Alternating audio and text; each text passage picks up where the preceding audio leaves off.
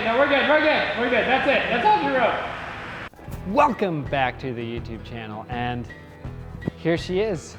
On the last episode, I went and bought this thing with Joey, and now I've been driving it around for about a week, and I have to say, I love this thing a lot.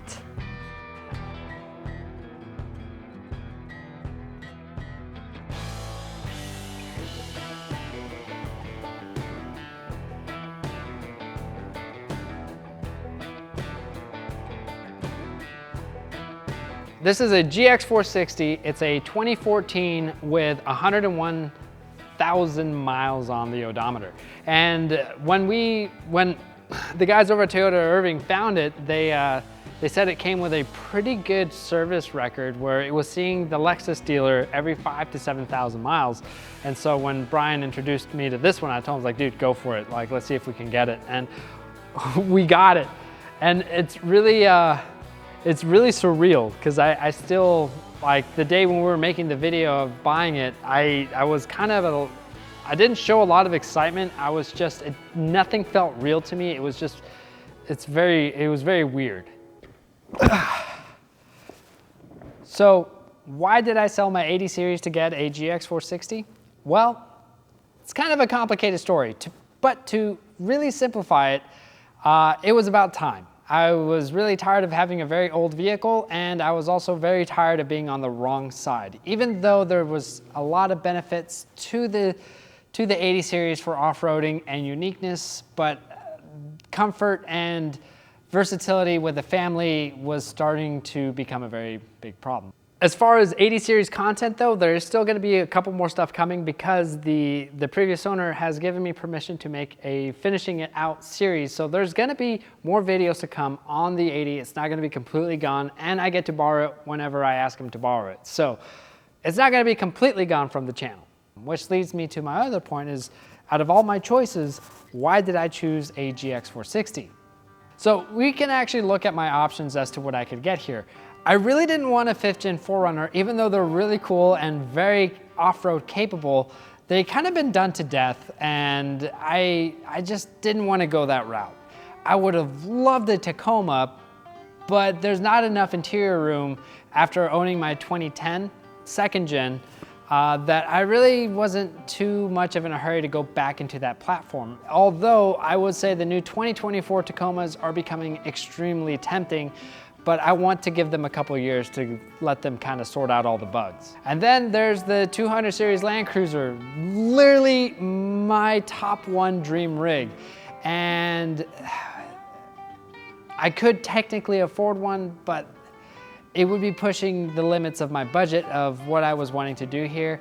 And to be honest, it's just not time for a 200 just yet, though I do plan to get one at some point in time. And then there's Tundras and Sequoias. Well, I actually already own a Sequoia, and my wife drives it every day. And a Tundra is just a little too big, and to be honest, for the one that I want is way out of my price range. So if I wanted to stay below $30,000 and have a newish looking vehicle with a lot of capabilities, the GX460 just starts ringing all the right noises. What did I last say? Ringing all the right, is that I don't know if that makes sense. It makes all the beautiful noises. It's got a V8 in it.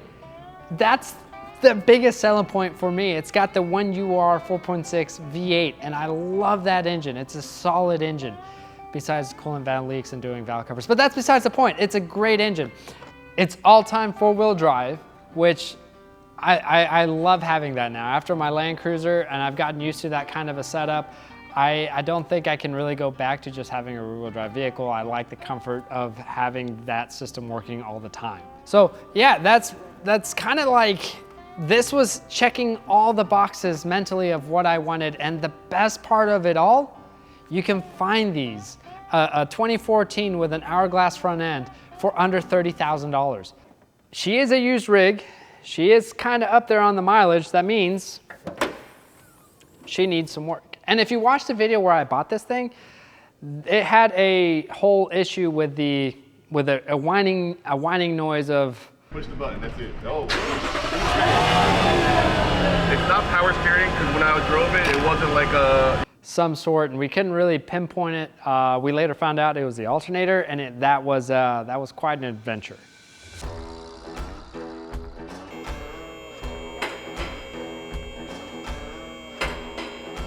Now, at least for tonight, I'm gonna go ahead and put an alternator in it because this one's the one that was making noise.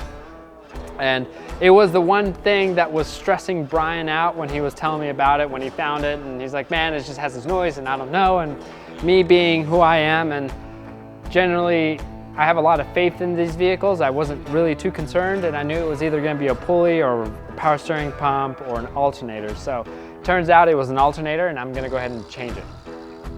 We need to disconnect the battery first. I wrapped the positive terminal with a rag so that way it doesn't accidentally touch, and then fires and bad things happen, and we don't like that. That's bad.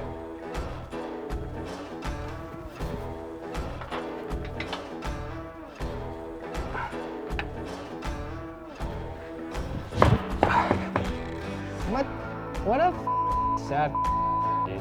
Oh, you're recording that? God damn it.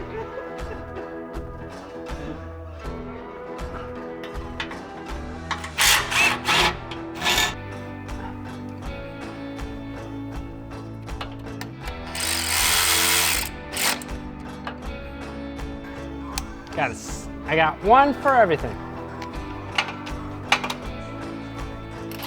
No, I don't.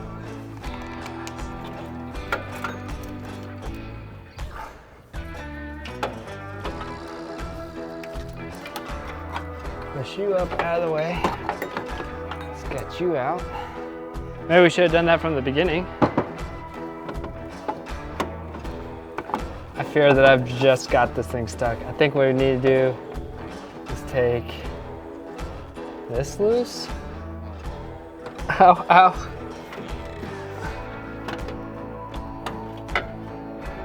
I'm not putting it back in there just so you can get the shot. Put it back in! No!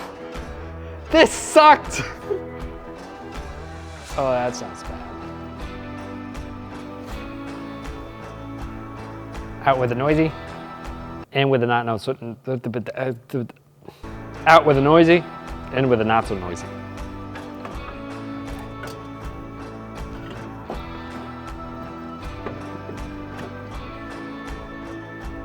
At least now these are easy to get to. New one in there, and I gotta top off the power steering. Yeah, I guess the moment of truth. If it makes noise, we'll deal with that bridge when we cross it. But it shouldn't. It should be good. Kill it!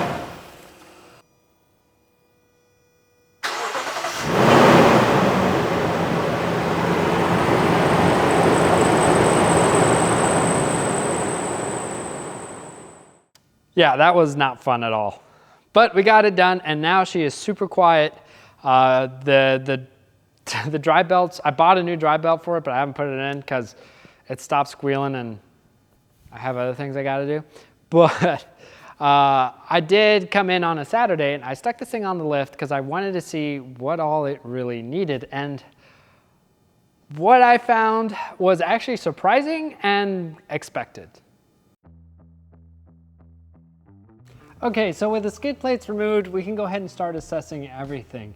And the first thing I usually gravitate under these things is I go straight to the lower control arms because those bushings do tend to take a lot of abuse. And because this thing has 131,000 miles, that's generally around the time frame when the lower control arm bushings start to show some dilapidation, tears, or even just complete failure.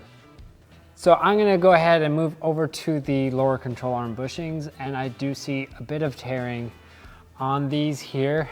They're no longer sitting in the center spot of the bushing, and I can see that probably when we go ahead and do our lift kit, we're gonna go and put a new set of lower control arms on it, which kind of sucks because the GX460 does have KDSS. This is standard on all of them. And the KDSS arms generally cost more than than just your regular non-KDSS arms from like a 4Runner.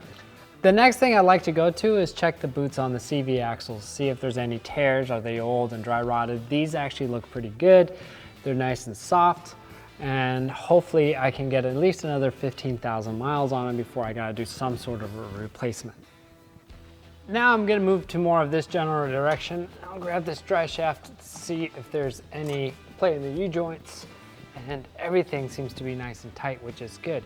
Now I am seeing a little bit of concern, and that is this general area right here. I do see small remnants of some sort of a fluid that has gone down the bell housing and dried off. And this is a concern on a 460 for one reason and one reason only. That is that in the top of the engine, because it is a V8, there's a coolant valley in between the cylinder heads, and the sealant on there is from the factory is not the best, and they do leak, also known as the infamous coolant valley leak. And it's not the worst thing to do, but it's also not the most fun thing to do, and it does require a lot of work. So I'm gonna go ahead and follow these lines a little higher up in here and see if I can see any pink crust built up at the top of the bell housing, which I really don't see, but nothing to be overly concerned about. And I will revisit this general area maybe in about 10,000 miles and see if I notice any more buildup.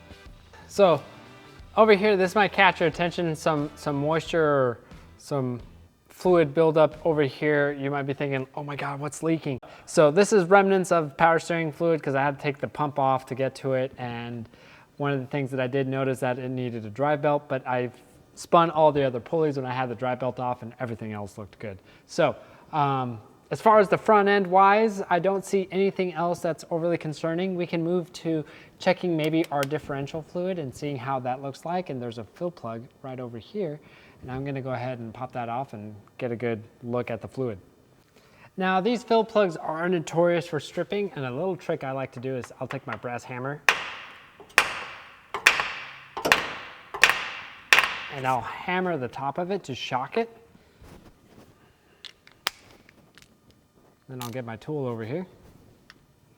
And then I don't want to, oh, well, see, came right loose after that. So that's a good little trick to take a look at those Toyota, get those Toyota fill plugs off the differentials. A little bit of a hiss so that breather's not doing so hot. And we're gonna stick our pinky in there, do a test, and this fluid's a little old and a little low, but it's clear. So we're gonna go ahead and do a drain and fill once we do the whole evaluation today, and then on the next episode, we're gonna go ahead and do all the maintenance and take you guys through that whole process. But today we just wanna figure out what's going on with it and what does it need. So before we move to the rear part of the vehicle, I wanted to go ahead and test the ball joints and the tie rod ends, because about 70 miles per hour, she has a pretty aggressive vibration. By the age of the tires and the brand, I'm really leaning more towards tires, but we're gonna go ahead and just check at least our tie rod ends. And we can do that by wiggling from side to side, and we have no movement. If we had an issue with our wheel bearing, we could grab from 12 to 6 o'clock and shake it, and we would have movement up and down like this. And this is nice and tight, and I'm gonna check the other side and we should be good. The next thing I moved on to was checking the transfer case fluid, which ended up looking pretty good as well. Seeing that this thing had pretty impeccable service records, I was not really surprised at this point when the transmission fluid was red and the transfer case fluid was also clear. Now, what definitely caught me off guard was that the output shaft to the transfer case, where the rear drive shaft connects to, has a leak on it. It's not a big one, it's definitely pulling some gear oil at the bottom, and so that is something I really want to take care of, and I don't want it to get out of hand. Now, everything in the rear pretty much checked out except the upper rear link on the driver's side had a bit of a tear on the bushing, but it wasn't really that bad. It's something I'm gonna keep an eye on. Or maybe we'll look into doing upgraded 4 links later down the road. Okay, so I didn't give the front shocks much of a look over, and I forgot to explain it, but I'm putting all new suspension on this, so I didn't give it much thought. But generally what you want to look for is how does the suspension feel? Does it feel too soft? Is it really bouncy? It's generally signs of the shocks wearing out. And then you would see moisture build up right here under the dust cover, and that's another sign that the shocks are on the way out. But these are actually looking pretty good shape. There's just a slight bit of moisture on this side, but it's not too bad. I'm gonna go ahead and check out the rear brakes, and then I think we're gonna be good with the rear after this. I don't know if you guys can see this, but right there, those rear brake pads are done. And Brian did actually warn me about this, that the rear brakes needed to be done. And so we're gonna be looking at, if I'm gonna do the rear brakes, I'm gonna go ahead and do all the brakes around to the tandem Badger brake system. Now I did this in the front and I forgot to film it, but I'll go ahead and show it with the rear because it's basically the same principle. I wanted to take a look at these brake lines to ensure that there was no dry cracks, separation, or anything like that. And they seem okay and they're nice and pliable still. I'm gonna put all the skid plates back on, I'm gonna bring her down, and then we're gonna look at the engine bay real quick.